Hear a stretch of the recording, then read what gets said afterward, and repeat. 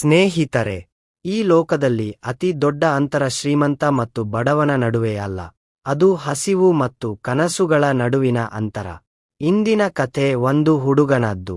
ಅವನ ಬಳಿ ಶಾಲೆಯ ಬ್ಯಾಗ್ ಇಲ್ಲ, ಕಾಲಿಗೆ ಚಪ್ಪಲಿ ಇಲ್ಲ, 2 ಹೊತ್ತು ಊಟವೂ ಕಷ್ಟದಿಂದ ಸಿಗುತ್ತಿತ್ತು. ಆದರೆ ಅದೇ ಹುಡುಗ ಭಾರತದ ಅತಿದೊಡ್ಡ ಗಣಿತ ಪ್ರೊಫೆಸರ್ನನ್ನೇ ಮೊಣಕಾಲು ಮಡಚುವಂತೆ ಮಾಡಿದನು. ಒಂದು ಪ್ರಶ್ನೆ, ಒಬ್ಬ ಟೀಚರ್ಗೆ 20 ವರ್ಷಗಳಾದರೂ ಪರಿಹರಿಸಲಾಗದ ಪ್ರಶ್ನೆ. ಇದನ್ನು ನಾನು ಪರಿಹರಿಸಲಾರೆ ಎಂದು ಹೇಳಿದ ಪ್ರಶ್ನೆ. ಅದೇ ಪ್ರಶ್ನೆಯನ್ನು ಕಸ ಎತ್ತುವ ಹುಡುಗ ಸೂರಜ್ ಕೇವಲ 1 ನಿಮಿಷದಲ್ಲಿ ಪರಿಹರಿಸಿದ್ದ. ಬನ್ನಿ ನೋಡೋಣ ಅವನು ಇದು ಹೇಗೆ ಮಾಡಿದನು ಎಂದು. ಬೆಳಗಿನ ಸೂರ್ಯ ಇನ್ನೂ ಸರಿಯಾಗಿ ಉದಯಿಸಿರಲಿಲ್ಲ. ಆದರೆ ನಗರದ ಅತ್ಯಂತ ಫೇಮಸ್ ಮತ್ತು ದುಬಾರಿ ಆರ್ಯಭಟ್ಟ ಇಂಟರ್ನ್ಯಾಷನಲ್ ಸ್ಕೂಲ್ ಗೇಟ್ ಮುಂದೆ ಗದ್ದಲ ಶುರುವಾಗಿತ್ತು. ಇದು ಶ್ರೀಮಂತರ ಮಕ್ಕಳ ಶಾಲೆ. ಇಲ್ಲಿ ಪ್ರತಿಭೆಗೆಲ್ಲದೆ ಹಣದ ಬಲಕ್ಕೆ ಪ್ರವೇಶ ಸಿಗುತ್ತಿತ್ತು. ಒಂದಾದ ಮೇಲೊಂದಾಗಿ ದೊಡ್ಡ ದೊಡ್ಡ ಕಾರುಗಳು ನಿಂತವು.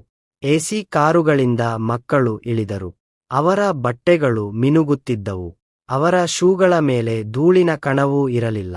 ಆದರೆ ಈ ಎಲ್ಲ ಮಳಪದ ಹೊರಗೆ, ಶಾಲೆಯ ಗೋಡೆಯ ಪಕ್ಕದಲ್ಲೇ, ಕಸದ ರಾಶಿಯ ಬಳಿ ಒಬ್ಬ 12 ವರ್ಷದ ಹುಡುಗ ನಿಂತಿದ್ದ. ಅವನ ಹೆಸರು ಸೂರಜ್. ಅವನ ವೇಷ ನೋಡಿದರೆ ಜನರು ಮುಖ ತಿರುಗಿಸಿಕೊಳ್ಳುತ್ತಿದ್ದರು. ಹಾಳಾದ ಬಟ್ಟೆ, ಮುರಿದ ಶರ್ಟ್ ಬಟನ್, ಕಾಲಿಗೆ ಬೇರೆ ಬೇರೆ ಬಣ್ಣದ ಹವಾಯಿ ಚಪ್ಪಲಿ. ಅವುಗಳೆಲ್ಲ ಬಹುಶಃ ಕಸದ ಡಬ್ಬಿಯಿಂದ ಸಿಕ್ಕಿರಬೇಕು. ಭುಜದ ಮೇಲೆ ದೊಡ್ಡ ಪ್ಲಾಸ್ಟಿಕ್ ಚೀಲ. ಆದರೆ ನೀವು ಅವನ ಕಣ್ಣಲ್ಲಿ ನೋಡಿದರೆ ಅಲ್ಲಿ ಹಸಿವು ಅಲ್ಲ, ಒಂದು ವಿಚಿತ್ರ ಹೊಳಪು ಕಾಣಿಸುತ್ತಿತ್ತು. ಸೂರಜ್ ಕಸ ಎತ್ತುತ್ತಿದ್ದ, ಆದರೆ ಅವನ ಗಮನ ಪ್ಲಾಸ್ಟಿಕ್ ಬಾಟಲಿಗಳಿಗಿಂತ ಶಾಲೆಯೊಳಗಿಂದ ಬರುತ್ತಿದ್ದ ಧ್ವನಿಗಳ ಮೇಲೆ ಇರುತ್ತಿತ್ತು. ಕಸದ ಡಬ್ಬಿಯಲ್ಲಿ ಅವನಿಗೆ ಜ್ಯಾಮಿತಿಯ ಆಕಾರಗಳು ಕಾಣಿಸುತ್ತಿದ್ದವು. ಕಾರುಗಳ ನಂಬರ್ ಪ್ಲೇಟ್ಗಳಲ್ಲಿ ಗಣಿತದ ಪ್ಯಾಟರ್ನ್ಗಳು ಕಾಣಿಸುತ್ತಿದ್ದವು. ಅವನು ಎಂದಿಗೂ ಶಾಲೆಗೆ ಹೋಗಿರಲಿಲ್ಲ. ಆದರೆ ದೇವರು ಅವನಿಗೆ ಕ್ಯಾಲ್ಕುಲೇಟರ್ಗಿಂತ ವೇಗವಾಗಿ ಓಡುವ ಒಂದು ಮೆದುಳನ್ನು ಕೊಟ್ಟಿದ್ದ. ಆ ದಿನ ಶಾಲೆಯ ವಾತಾವರಣ ಬೇರೆ ಆಗಿತ್ತು. 12ನೇ ತರಗತಿಯಲ್ಲಿ ಮೌನ ಆವರಿಸಿತ್ತು. ಕ್ಲಾಸ್ಗೆ ಬಂದವರು ಪ್ರೊಫೆಸರ್ ದಿಗ್ವಿಜಯ್ ಸಿಂಗ್. ಅವರು ನಗರದ ಅತಿಕಠಿಣ ಗಣಿತ ಶಿಕ್ಷಕರೆಂದು ಪ್ರಸಿದ್ಧರು. ಅವರ ಪ್ರಶ್ನೆಗಳು ಮಕ್ಕಳಿಗೆ ಬೆವರು ಮಾತ್ರವಲ್ಲ, ಜೀವವನ್ನೇ ಕಿತ್ತುಕೊಳ್ಳುತ್ತವೆ ಎಂಬ ಮಾತಿತ್ತು. ಅಂದು ಅವರು ತುಂಬಾ ಕೋಪದಲ್ಲಿದ್ದರು. ಡಸ್ಟರ್ ಅನ್ನು ಮೇಜಿನ ಮೇಲೆ ಬಡಿದು ಹೇಳಿದರು, ಧೂಳು, ನಿಮ್ಮ ಮೆದುಳಲ್ಲಿ ಧೂಳು ತುಂಬಿದೆ. ನಿಮ್ಮ ಅಪ್ಪನ ಹಣ ನಿಮ್ಮನ್ನು ಪಾಸ್ ಮಾಡುತ್ತದೆ ಎಂದು ಭಾವಿಸಬೇಡಿ. ಗಣಿತ ಮಾರುಕಟ್ಟೆಯಲ್ಲಿ ಸಿಗುವ ತರಕಾರಿ ಅಲ್ಲ. ಹಣ ಕೊಟ್ಟು ಕೊಳ್ಳಲು ಸಾಧ್ಯವಿಲ್ಲ. ಅದು ಶ್ರಮ ಬೇಡುತ್ತದೆ. ಮಕ್ಕಳು ಬೆಚ್ಚಿಬಿದ್ದರು.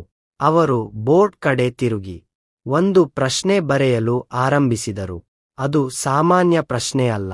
ಫರ್ಮಾಟ್ನ ಲಾಸ್ ಥಿಯರಮ್ ಮತ್ತು ಕ್ವಾಂಟಮ್ ಮ್ಯಾಥ್ಸ್ಗಳ ಒಂದು ಗೂಢವಾದ ಸಮೀಕರಣ. 10 ನಿಮಿಷಗಳ ಕಾಲ ಅವರು ಬರೆಯುತ್ತಲೇ ಇದ್ದರು. ಹಿಂತಿರುಗಿ ನೋಡಿ ಹೇಳಿದರು, ಈ ಪ್ರಶ್ನೆಯನ್ನು ಪರಿಹರಿಸಲು ನಾನು ನನ್ನ ಯೌವನದ 15 ವರ್ಷ ಖರ್ಚು ಮಾಡಿದ್ದೇನೆ. ಇನ್ನೂ ಪೂರ್ಣವಾಗಿಲ್ಲ. ಇದಕ್ಕೆ ನಾನು ಹೆಸರು ಕೊಟ್ಟಿದ್ದೇನೆ, ದಿ ಇಂಪಾಸಿಬಲ್ ಇಕ್ವೇಷನ್. ನಿಮ್ಮೆಲ್ಲರಿಗೂ ಸವಾಲು. ನಾಳೆ ಬೆಳಗ್ಗೆವರೆಗೆ ಯಾರು ಇದನ್ನು ಪರಿಹರಿಸುತ್ತಾರೋ ನಾನು ನನ್ನ ಟೀಚಿಂಗ್ ಕೆಲಸ ಬಿಟ್ಟುಬಿಡುತ್ತೇನೆ ಮತ್ತು ನನ್ನ ಚಿನ್ನದ ಗಡಿಯಾರವನ್ನು ಬಹುಮಾನವಾಗಿ ಕೊಡುತ್ತೇನೆ. ಟಾಪರ್ ವಿಕ್ರಮ್ ಕೂಡ ಮನಸ್ಸಿನಲ್ಲೇ ಸೋಲನ್ನು ಒಪ್ಪಿಕೊಂಡ. ಗಂಟೆ ಬಾರಿತು. ಟೀಚರ್ ಹೊರಟರು. ಆದರೆ ಯಾರಿಗೂ ಗೊತ್ತಿರಲಿಲ್ಲ. ಕ್ಲಾಸ್ ಕಿಟಕಿಯ ಹೊರಗೆ ಕಬ್ಬಿಣದ ಜಾಲ ಹಿಡಿದು ಸೂರಜ್ ನಿಂತಿದ್ದಾನೆ ಎಂದು. ಅವನ ಕಣ್ಣುಗಳು ಬೋರ್ಡ್ನ ಮೇಲೆ ನೆಟ್ಟಿದ್ದವು. ಅವನು ಭಯಪಟ್ಟಿಲ್ಲ. ಅವನಿಗೆ ಆ ಪ್ರಶ್ನೆ ಒಂದು ಸುಂದರ ಕವಿತೆಯಂತೆ ಕಂಡಿತು. ಸಂಖ್ಯೆಗಳು ಅವನ ಮೆದುಳಲ್ಲಿ ನೃತ್ಯ ಮಾಡುತ್ತಿದ್ದವು. ಚಪರಾಸಿ ಅವನನ್ನು ಓಡಿಸಿದರು. ಅವನ ಮನಸ್ಸು ಕ್ಲಾಸ್ರೂಮಲ್ಲೇ ಉಳಿದಿತ್ತು. ರಾತ್ರಿ ಆಯಿತು. ನಗರ ಮಲಗಿತ್ತು. ಆದರೆ ಸೂರಜ್ಗೆ ನಿದ್ರೆ ಬರಲಿಲ್ಲ. ಹಸಿವು ಕಾಡುತ್ತಿತ್ತು.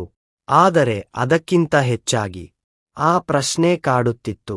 ರಾತ್ರಿ 2 ಗಂಟೆಗೆ ಅವನು ಶಾಲೆಗೆ ಓಡಿದ. ಕತ್ತಲಲ್ಲಿ ಕ್ಲಾಸ್ರೂಮ್ಗೆ ನುಗ್ಗಿದ. ಚಾಕ್ ಹಿಡಿದು ಬರೆಯಲು ಶುರುಮಾಡಿದ. 3 ಗಂಟೆಗಳ ಕಾಲ ನಿರಂತರವಾಗಿ ಬರೆಯುತ್ತಲೇ ಇದ್ದ. ಕೊನೆಗೆ ಒಂದು ಬಾಕ್ಸ್ ಹಾಕಿ ಒಂದು ಉತ್ತರ ಬರೆದನು. ಶೂನ್ಯ ಶೂನ್ಯ. ಅಷ್ಟು ದೊಡ್ಡ ಚಂಡಮಾರುತ, ಆದರೆ ಉತ್ತರ ಶೂನ್ಯ. ಅವನು ಮೌನವಾಗಿ ಹೊರಟು ಹೋದ. ಬೆಳಗ್ಗೆ ಪ್ರೊಫೆಸರ್ ಬೋರ್ಡ್ ನೋಡಿ ಅಚ್ಚರಿಯಿಂದ ಕಣ್ಣೀರಿಟ್ಟರು. ಸಿಸಿಟಿವಿ ನೋಡಿದಾಗ ಅದು ಕಸ ಎತ್ತುವ ಹುಡುಗ ಸೂರಜ್ ಎಂದು ಗೊತ್ತಾಯಿತು. ಅವನನ್ನು ಕರೆತಂದಾಗ ಅವನು ಭಯದಿಂದ ನಡುಗುತ್ತಿದ್ದ. ಆದರೆ ಪ್ರೊಫೆಸರ್ ಅವನ ಕೈಹಿಡಿದು ಹೇಳಿದರು, ನೀನು ಕಳ್ಳನಲ್ಲ, ನೀನು ಜೀನಿಯಸ್. ಕ್ಲಾಸ್ ಮುಂದೆ ಅವನಿಗೆ ಗೌರವ ಸಿಕ್ಕಿತು. ಚಿನ್ನದ ಗಡಿಯಾರ ಸೂರಜ್ ಕೈಗೆ ಬಂತು. ಇಂದಿನಿಂದ ನೀನು ಕಸ ಎತ್ತುವುದಿಲ್ಲ, ಕಳಂ ಎತ್ತುತ್ತೀಯ. ಸೂರಜ್ ತನ್ನ ಹಳೆಯ ಚೀಲವನ್ನು ಕಸದ ಬುಟ್ಟಿಗೆ ಹಾಕಿದ. ಅದು ಕೇವಲ ಚೀಲ ಅಲ್ಲ, ಅವನ ಹಳೆಯ ಜೀವನ. ಆಕಾಶದತ್ತ ನೋಡಿದ. ಸೂರ್ಯ ಪ್ರಕಾಶಿಸುತ್ತಿದ್ದ, ಅವನ ಹೆಸರಿನಂತೆಯೇ. ಸ್ನೇಹಿತರೆ, ಪ್ರತಿಭೆ ಅರಮನೆಗಳಲ್ಲಿ ಮಾತ್ರ ಹುಟ್ಟುವುದಿಲ್ಲ, ಅದು ಗುಡಿಸಿಲಲ್ಲೂ ಹುಟ್ಟುತ್ತದೆ. ಬಡತನ ಪಾಪವಲ್ಲ, ಆದರೆ ಬಡತನದ ಕಾರಣಕ್ಕೆ ಒಬ್ಬ ಪ್ರತಿಭೆಯನ್ನು ಕಳೆದ ಸಮಾಜದ ಅತಿದೊಡ್ಡ ಪಾಪ. ನಿಮಗೆ ಈ ಕತೆ ಇಷ್ಟವಾಯಿತಾ? ಲೈಕ್ ಮಾಡಿ, ಶೇರ್ ಮಾಡಿ.